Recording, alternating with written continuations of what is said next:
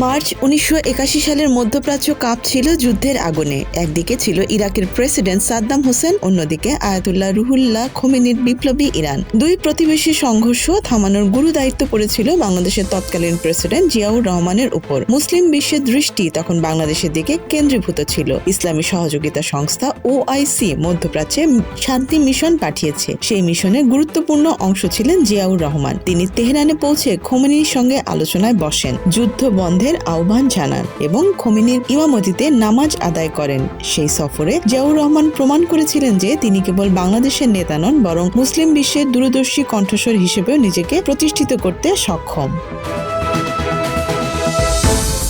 সেই ঘটনা ঘটার প্রায় ৪৫ বছর পর দৃশ্যপট প্রায় একই রকম, তবে পরিস্থিতি আরো জটিল। মধ্যপ্রাচ্য আবারও অশান্ত।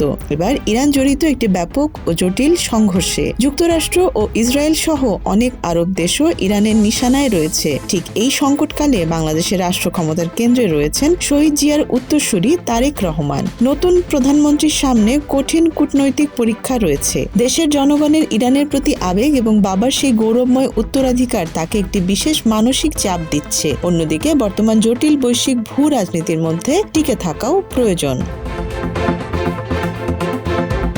ঢাকায় তখন কূটনৈতিক কার্যক্রম জোরদার। আমেরিকার দক্ষিণ ও মধ্য এশিয়া বিষয়ক সহকারী পররাষ্ট্রমন্ত্রী পল কাপুর ঢাকায় অবস্থান করছেন। বাংলাদেশের পররাষ্ট্রমন্ত্রী খলিলুর রহমান স্পষ্টভাবে জানিয়েছেন, আমেরিকা যেন দ্রুত কূটনৈতিকভাবে ইরান সংকট সমাধান করে। এটি ছিল ভারসাম্য রক্ষার কৌশল, যাতে বাংলাদেশ যুদ্ধের পক্ষ না নিয়ে শান্তির বার্তা দিতে পারে। তবে কূটনীতিকরা জানতেন, পর্দার আড়ালে সমীকরণ আরো জটিল। বর্তমান সরকার প্রধানত জনমতের উপর ভিত্তি করে ক্ষমতায় এসেছে। দেশের সাধারণ মানুষ ঐতিহাসিকভাবে ফিলিস্তিন ও ইরানের প্রতি আবেগী এবং পশ্চিমা বিরোধী। তাই ঢাকায় কূটনৈতিক সিদ্ধান্ত গ্রহণের সময় জনগণের আবেগ ও আন্তর্জাতিক চাপ উভয়ই গুরুত্বপূর্ণ হয়ে ওঠে।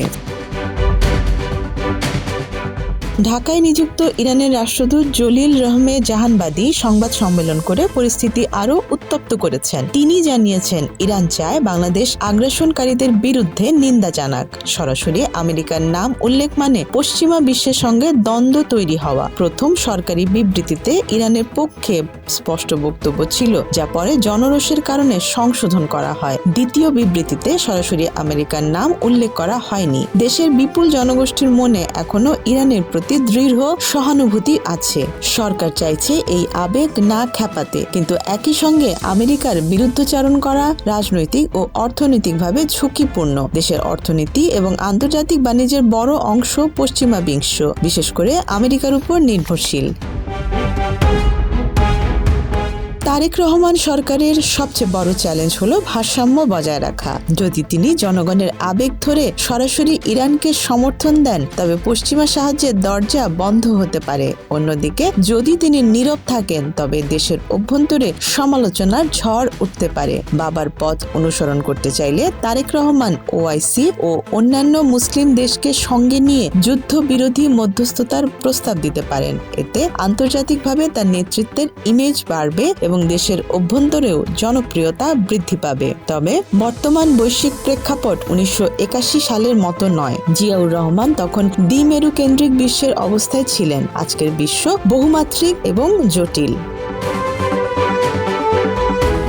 বর্তমান সরকার যা করছে তা হলো শান্তির বার্তা দেওয়া, কিন্তু কাউকে সরাসরি দোষী সাব্যস্ত না করা। এটি নিরাপদ পথ হলেও ঘনিষ্ঠ কোনো মিত্র পাওয়া যায় না।